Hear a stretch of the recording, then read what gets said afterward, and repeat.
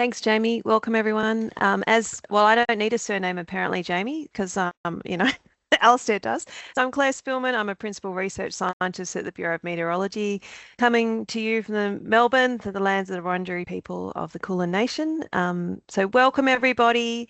This is we're looking forward to any questions. Please feel free to ask. Drop them in the chat at the end of the session. And Alistair and I, this is a tag team effort. So those who have been in these before will be well aware of the format. So we've kept the same format as we've done in the past, but always happy for feedback, or if there's any hot topics, so to speak, that you're keen to hear a bit more about, please let us know and let Jamie know. I'll pass to Alistair to kick us off. Hello from me. I'm calling in from Nipaluna, Hobart. And that's the traditional lands of the Muanina people, and I pay my respects to the Palawa people who are the ongoing custodians in the area in which I work and live. As Claire mentioned, we'll have a short overview of a topic of interest and then move to the update that we've prepared for the summer, and then conclude with some thoughts about how you take an update and action it.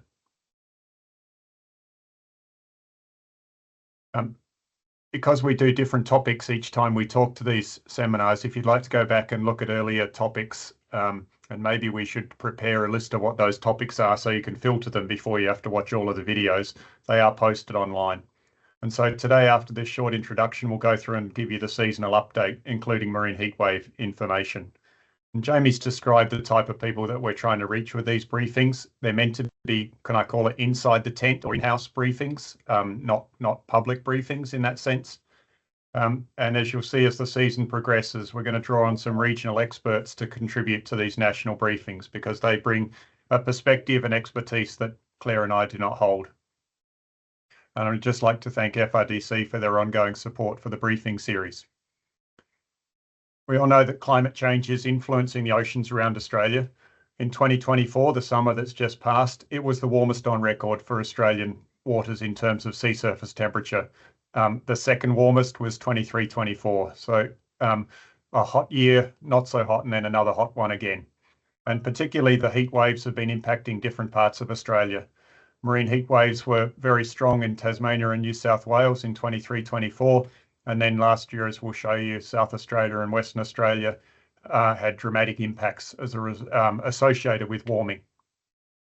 So far this year, May, July, August and September in 2025 have all been the warmest on record. So it's this long-term warming, and any additional atmospheric or advection events that bring warm water into an area make it a very strong impact that we're facing this summer. These plots show for the global planet, we've only got one, for the planet between 60 north and 60 south, the daily average sea surface temperature, in this case going back about 40 years.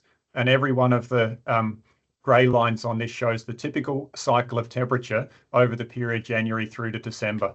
And the last 2 years are shown in the yellowy colour at the top, which was the hot 24 year, and this shows how we're tracking in 25 at the moment. So again, very much towards the upper end of the spectrum of temperatures that we have ever experienced in the ocean.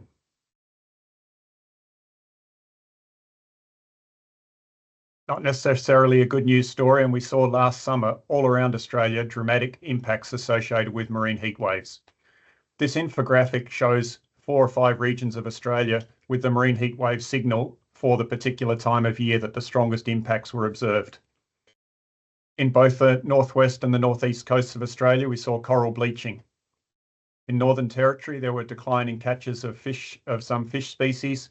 And further down the west coast of Australia, we saw fish kills in the Pilbara area and out of range species towards the south.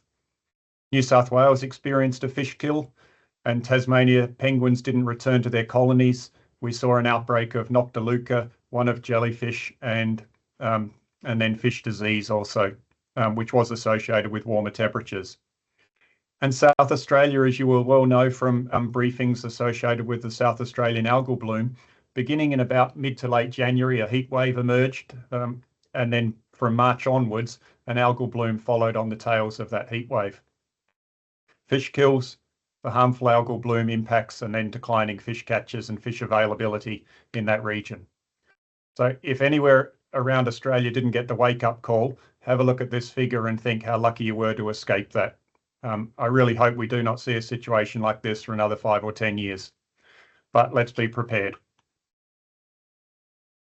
In Western Australia, for example, the coral bleaching was the worst that had been observed in the Ningaloo region. And this is some data provided by Damien Thompson from CSIRO and the Western Australian Coral Bleaching Group, which shows on both the reef flat and the reef slope in the right-hand series of plots, the lowest percent cover that has been observed in the period of time that monitoring had been occurring. In South Australia, boy, have they had to get prepared this summer. And there's a tremendous amount of information and resourcing being put towards helping to understand that situation today.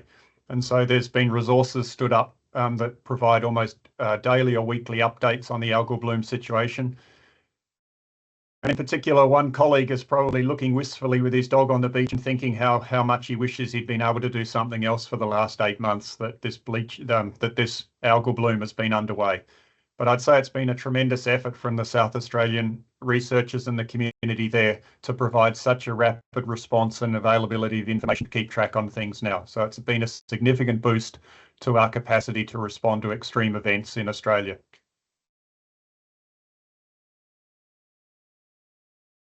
As a result of this, I think curiosity around both climate and extreme events is at an all-time high. And a project sponsored by FRDC and led by Greta Peckel from the University of Tasmania is called Sea Change. And Sea Change offers an opportunity to build literacy around climate impacts. If you've got any questions, there's an opportunity to submit those questions and have them answered by experts. We can probably put the QR code in the chat towards the end of the presentation as well, so you can log this on your laptop for sending in queries afterwards. And thank you for Sea Change for going out and engaging around Australia with communities of fishers and aquaculturalists wanting to know more about how to handle the effects of climate change.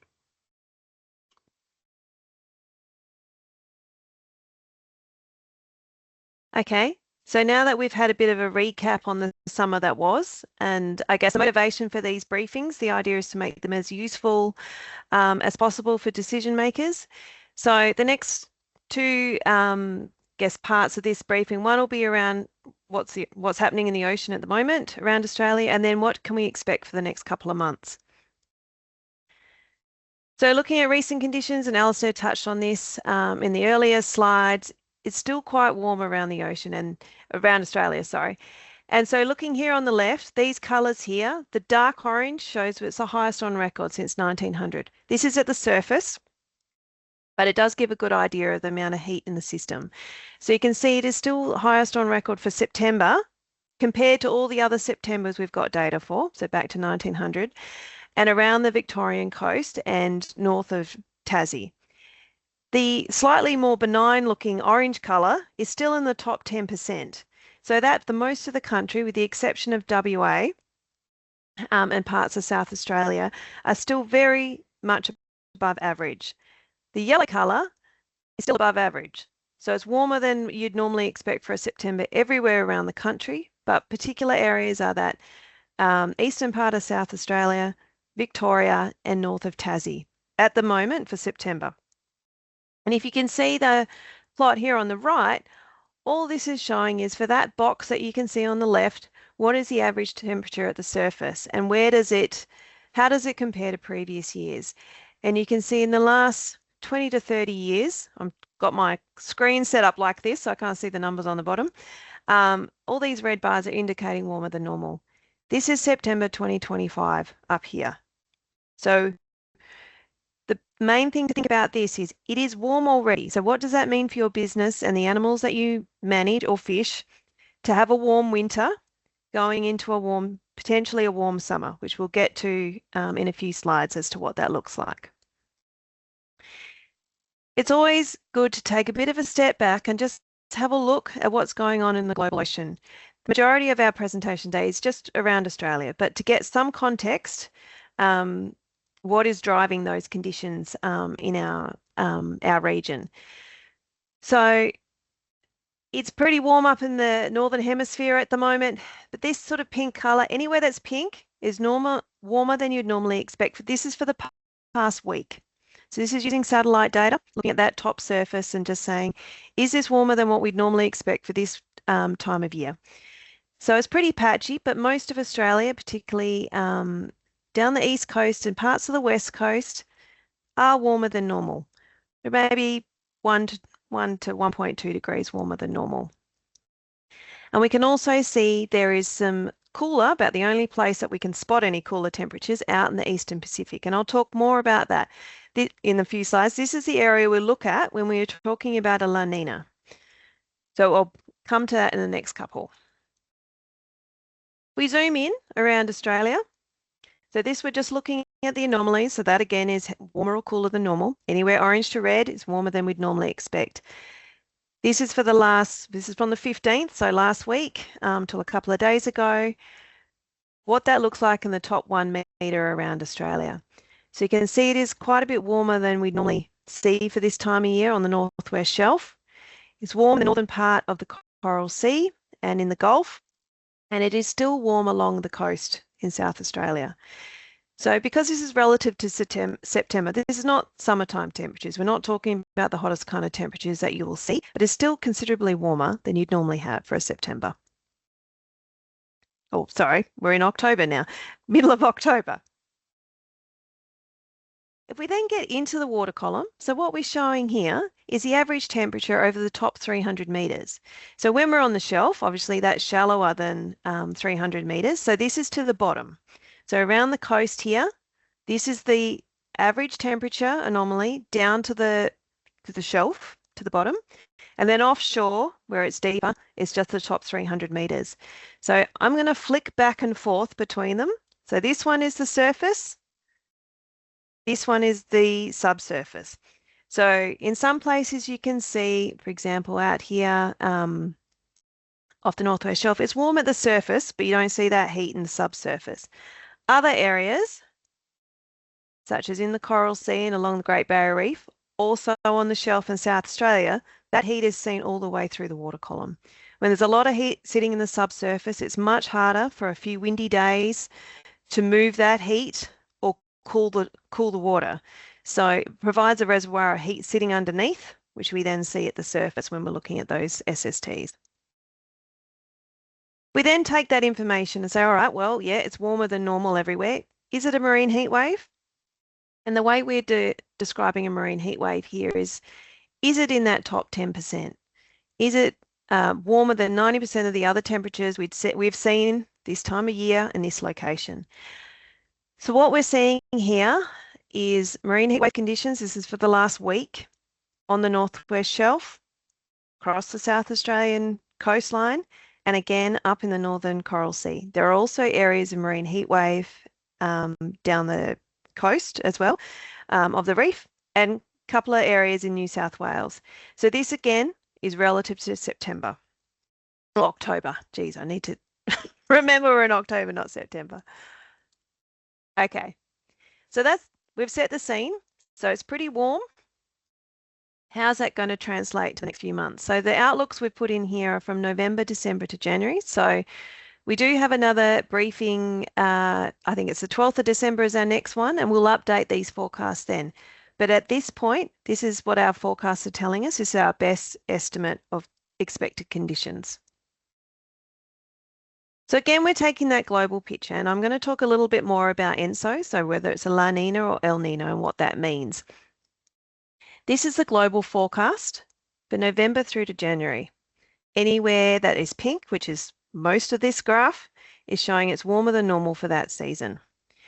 Around Australia, it depends where you're looking, but you can see that it's going to be warmer than normal, according to the forecast, for the next 3 months.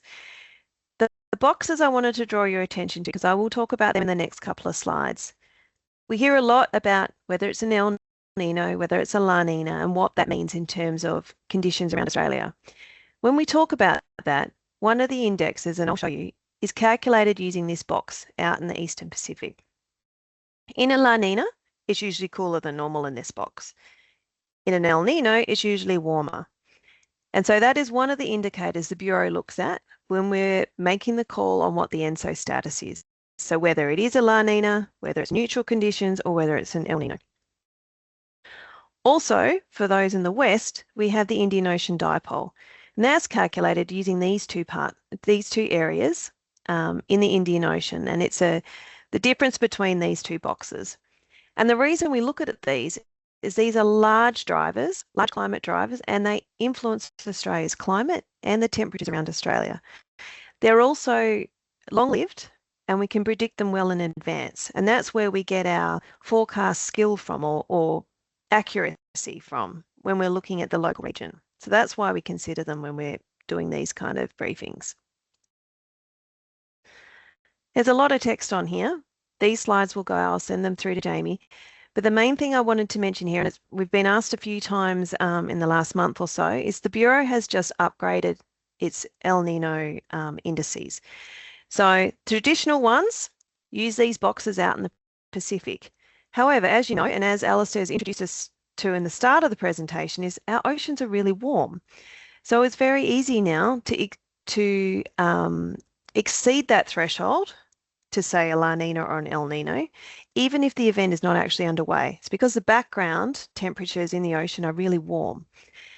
And so the Bureau has done a lot of work, and this aligns with international efforts as well, to modify the index that we use. And the one I'm going to show you is calculated in this box here. And what we used to do was say, is this box warmer or cooler than what this box has been in the past? However, now our baseline is looking at the whole tropics. And the idea is it takes that warming out and gives a better idea and better indicator and more predictability for whether it's a La Nina, an El Nino, or neutral conditions.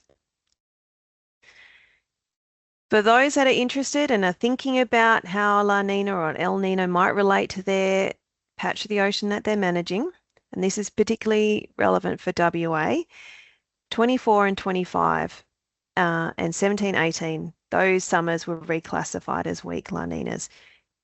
I'm happy to answer questions about that after, but I just wanted to flag that they've been reclassified under this. Going forward, we'll just talk about the Nino indices in the same way that we always have. I just wanted to highlight that they're calculated slightly different going forward. Okay, so that's the reason we're looking at this, because they are key contributors to Australian climate and the ocean temperatures around Australia. So at the moment, ENSO is neutral. Looking at multiple criteria, including that box out in the Pacific, the forecasts are indicating we're likely to reach La Nina conditions sometime in spring, but it'll be weak, short-lived, and return back to neutral by summer. This aligns with the international models that the Bureau looks at. So is our model aligned with what other models are saying around the world? They all calculate these things slightly differently. And the idea is that when they're all in fierce agreement, we've got good confidence in what the forecast is saying. So these plots here, we've got November, December, and January just going down. All those grey bars are those different models. The majority of them are poking into this blue area here, which is the indicator for a La Nina. The Bureau's is the top line here. Indian Ocean dipole, if you're on the west coast, that's negative. Typically, that gradient of temperature across the Indian Ocean ramps up around this time of the year, and then by December, with the monsoon onset, it goes back to neutral. At the moment, it is negative, and the model is indicating it'll end early summer, which is pretty typical for this driver. Looking at rainfall, so we look at rainfall and air temperature in these briefings. It's particularly important if you're operating inshore. So, and also for an indicator of cloudiness as well. So if it's a cloudy day, windy, lots of rain, likely to have cooler temperatures under that cloud. So looking forward, on the left, we've got November through to January, above median rainfall. And for most parts of Australia, the chance of exceeding median is around 50-50, which is what you would have in a normal year. Parts in the north are predicted to be wetter than usual. And you can see that on the right-hand side. This is the chance, or what are your odds of unusually high rainfall? And that's wetter than normal in the top 20%, and that's lining up with what we're seeing here. So across Northern Territory and far northern Queensland, it's indicating wetter than we would normally have for November, December, and January. We marry that up with our air temperature. So these are all from the same model. So the ocean temperatures affect what's happening on land as well, and vice versa. And so the model, all of this is in balance within the forecast model that we use. So this is showing air temperature over land. So if you're working on those really tight coastal margins, it's going to affect what's happening in the inland areas or inshore areas.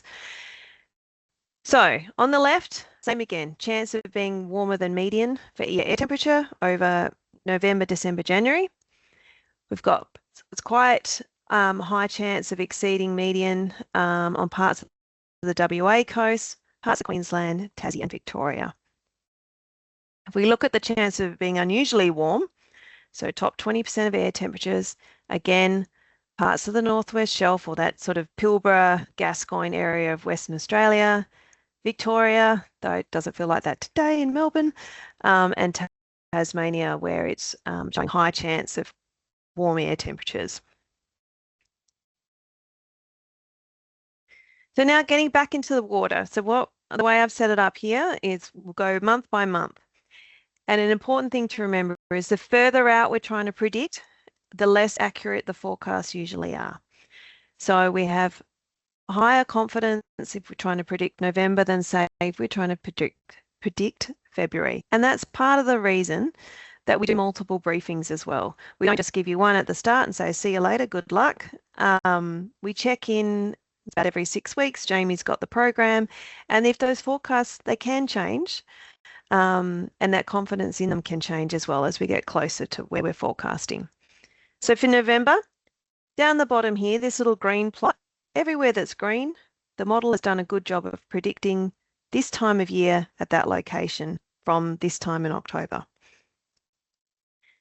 So we do a pretty good job for November when we're trying to produce forecasts for the whole month from this time in October. Top left, we've got sea surface temperature anomalies, same as those plots where we were looking at before. Top 1 meter, red is warmer than normal, blue is cooler. So for November, that is showing temperatures of up to 1.5 degrees warmer across the whole Coral Sea and the Gulf, extending down the northern parts of Western Australia. There is also some warmth off the Capes in South WA and some warm areas here off New South Wales.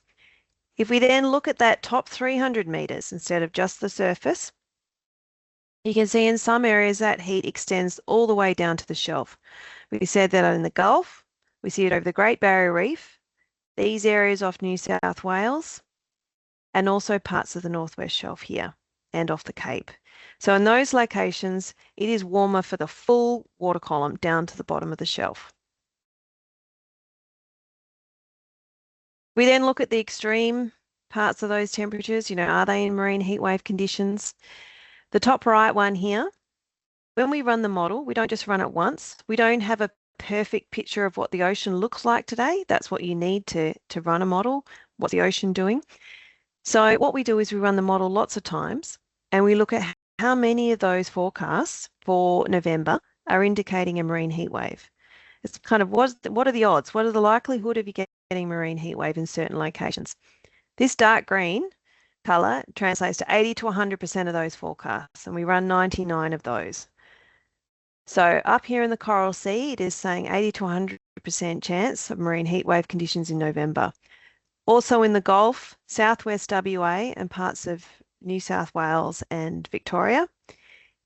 It's still an elevated chance of marine heat waves through here, through the Gulf and down or northern WA, though it's around 60 to 70%, so slightly lower likelihood. If we take all those forecasts and we average them together and say, okay, on average, what is the category of marine heat wave? Bearing in mind marine heat wave, again, is just that top 10% of temperatures. We can see, I'll move my screen, majority of northern Australia is in marine heatwave conditions, or predicted to be for November. So Coral Sea, Gulf, across northern Australia, parts of northwest WA as well. Then there are smaller or regional areas, which is off the southwest of WA and down the coast off New South Wales. So that's for November. If we step forward then to December, how does that look? Also keeping in mind that December for a lot of places is the warmest time of year, particularly in WA. For a lot on the East Coast, that's more like January, February. So these are relative to December temperatures. For the surface, again, Coral Sea, still really warm, up to 1.5 degrees warmer, particularly in northern Coral Sea. This is ramping up a bit higher now off New South Wales, down of eastern Tasmania and parts of Victoria. We're up around 2.5 degrees now. Predicted anomalies. The southwest WA is still hanging around. It's still indicating that it's going to be up to 2 degrees warmer than we'd normally see for December. And there is some heat on the northwest shelf, though not as high as the anomalies are not as strong as we were seeing in November. If we get into the water column, look at that 300 metres or down to the shelf. Inshore on the Coral Sea, we're still seeing along the reef here, those warm temperatures. And now on the northwest shelf, that's starting to back off a little, but down off New South Wales, Tassie and parts of Victoria, this is starting to ramp up. So we're looking at anomalies of 2.5 degrees for the full 300 metres of water column. And this little spot here off southwest WA is still hanging around. If we look at the skill, so how well the model's performed in the past for December, it's pretty good. Everywhere that's green, the model has skill. These white areas over here, that's where there's lots of eddies. It's really hard for the model to get them in the right spot. If we look at marine heat wave conditions, that likelihood we were seeing across northern Australia has backed off significantly for December, but we're still seeing it light up here in the Coral Sea, particularly in the north, off Tassie and southwest WA. Taking all those forecasts and putting them together to look at the category, moderate marine heat waves, Coral Sea, some parts of the Gulf, WA not so much in December, which is good because that is the warmest time of year for that area. Victoria, southern New South Wales and Tasmania is starting to ramp up. We're seeing strong marine heat wave conditions there. And lastly, going through to January. So you can see here, this is the model skill down here. There's more white on this plot now. We're trying to predict further ahead. So the model does do well in some areas, but the Gulf, for example, in the past, the model hasn't done a great job of predicting those conditions.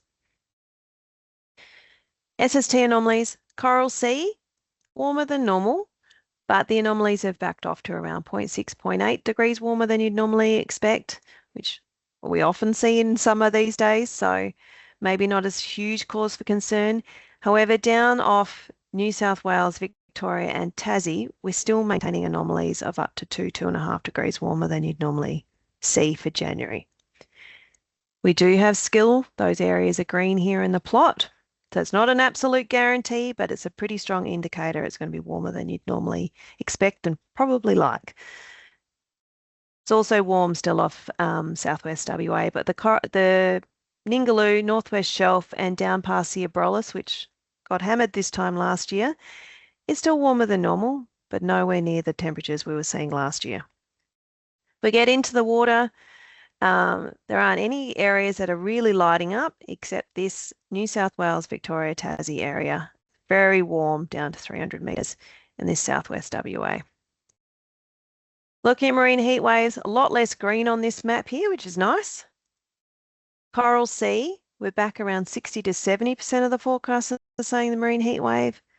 Still getting 80 to 100% off the coast of Tassie down here and off southwest WA.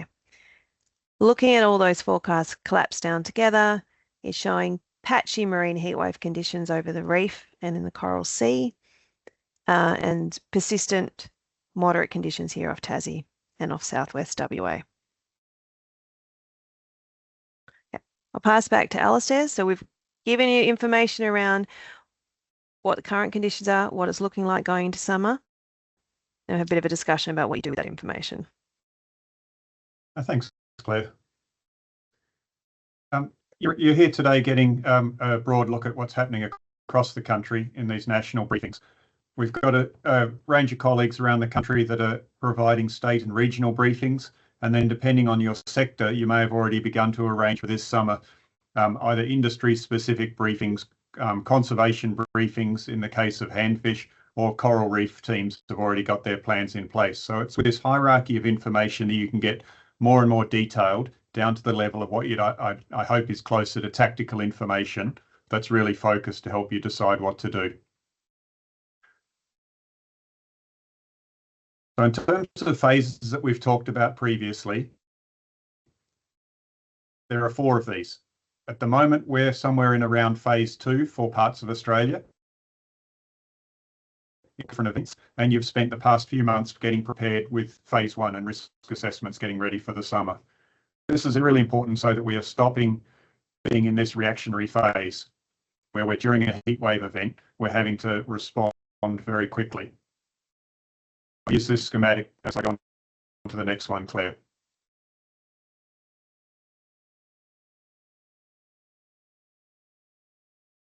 Yep.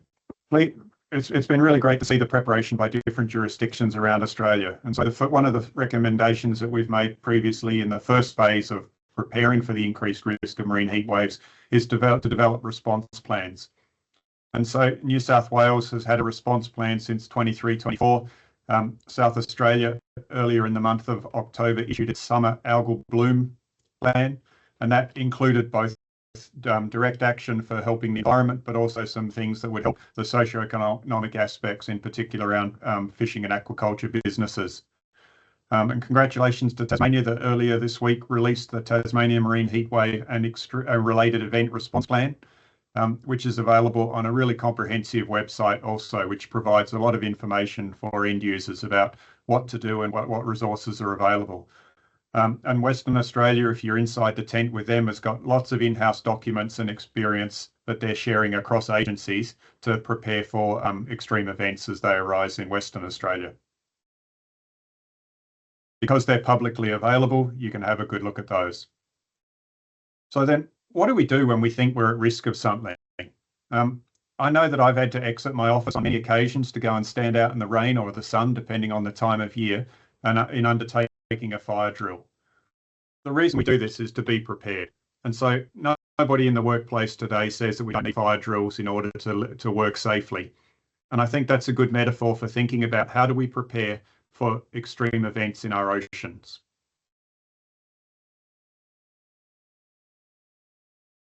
We do fire drills and we prepare, which is this important second stage, in order to make sure that we can improve our performance, that we have options for improving safety. And so I would say that the analogy of a fire drill, the reason for doing it, and the way in which you could conduct it are equally applicable as we think about planning for an upcoming summer. And so I understand that around Australia, different jurisdictions are doing preparedness workshops or preparedness exercises just to see how they are set up to cope with extreme events if they should arise. And if they don't arise, I hope that people are just better prepared. And that's really the goal of a fire drill. I hope we never have to use one. Unfortunately, with marine heat waves and things like algal blooms and fish kills, we almost certainly are going to have to use our preparation. So it's a really good idea to start that preparation before a crisis arises.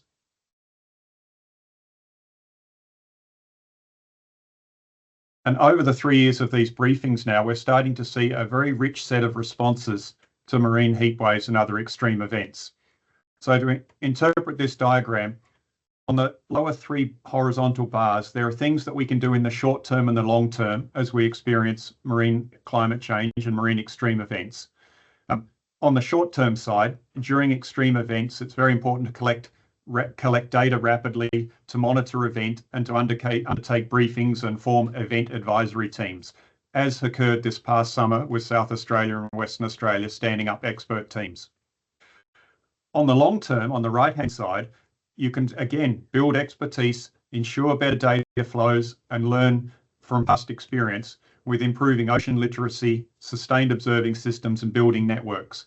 And Sea Change Australia is an example of operating in a way that tries to build ocean literacy for the long term around the impacts of climate change. And then depending on whether you're a business, a sector, the state or the national agency, there are different things that are perhaps more in your control and sphere of influence. And so the response plans that states have been implementing are an example of an activity that can be taken to build resilience to extreme events. South Australia's algal bloom summer plan touches on ways that research funding, ecosystem restoration and government initiatives can help to manage the effects of this event going into the future. And we could point to other things in this diagram that are going on. And I think it's really great to see the progress Australia is making as a nation over the past 3 to 4 years in preparing for coping with climate extremes.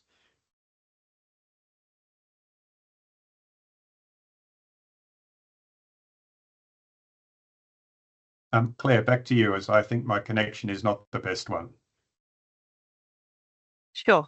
And this is, I think it's probably our last slide anyway. So just wrapping up here with a good piece of news is that thanks to everybody's feedback, uptake, advocacy, particularly those pushing hard in their local jurisdictions, we finally can announce that our marine heat wave forecast will be made public on the Bureau's webpage. So the forecast that I've been sharing with you all in the last 3 summers have all been trial ones, and getting your feedback and hearing how they're being used and that uptake, that's what has led to the success for getting the funding, getting federal government recognition that this is an important piece of information that will help people prepare. So thank you all for that. And I think particularly the WA and South Australia who have really struggled this year with the impacts that have happened on those coasts. This is also, you can take this as one small silver lining that has come out of those disasters, in that the federal government has looked at what's happened in WA and South Australia and said, quick, what can we do? And we're like, well, you know what? We've got some forecasts, and it'd be great to be able to get these out so people can look at them in between these briefings, and just get that information out to people who need it. So thank you everyone for that. So they will be made public hopefully in the next couple of months, but sometime this summer. So, and that's been also want to acknowledge FRDC, who have been massive supporters of this work, particularly through these briefings. And there's also funding from CSIRO and DQ as well. So that is a good news off the back of not great news. And lastly, just wanted to say to you all, these are your local extension offers. Hopefully these are still current. Please let us know, Jamie, if they're not, and I'll update them for the next briefing. But please go and talk to your local people as well. The idea of these briefings is there's a couple of motivations. One is to get the national picture, talk about those different aspects of, the different phases of these events, but also to pull you all together and give a forum where people can learn from one another and exchange those learnings, those expertise, that information. So talk to your local folks. And with that, I'll wrap us up there. Alistair's rejoined us. And the briefing dates for the next 4 are there on the slide, point you to the ocean temperature outlooks in the interim, and also the recordings as well. So very happy to share them far and wide. And with that, I'll stop talking. Back to you, Jamie.